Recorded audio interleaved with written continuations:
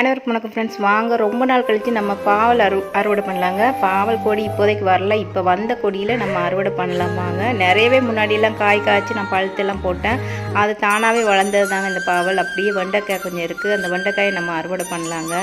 நம்மளோட மாடித்தோட்டத்தில் நம்ம வளர்த்த செடியிலேருந்து காய் பறிக்கும் போது நம்மளுக்கு இருக்கிற ஹாப்பி எதுலேயுமே வராதுங்க. ஏன்னா நம்ம விதையை போட்டு அதை பார்த்து பார்த்து வளர்த்து பூ வருது, பிஞ்சு வருது, காய் வருதுன்ட்டு காய் அறுவடை பண்ணும்போது ரொம்ப ஹாப்பியாக இருக்குங்க.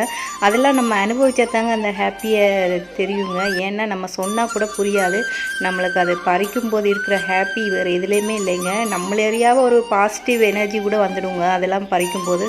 இதை பாருங்கள், கத்திரிக்காயும் இருக்குது, அந்த கத்திரிக்காயும் அறுவடை பண்ணலாம். நாட்டு கத்திரிக்காய் நினைக்கிது, வயலட் கலர் கொத்து கத்திரிக்காய், அதையும் அறுவடை பண்ணலாங்க. ரொம்ப ரொம்ப ஹாப்பியாக இருக்குதுங்க. ஒவ்வொரு அறுவடை பண்ணும்போது எனக்கு என்ன அறியாமல் அப்படியே என்ன சொல்கிறேன்னு தெரியல, அவ்வளோ மகிழ்ச்சியாக இருக்குதுங்க.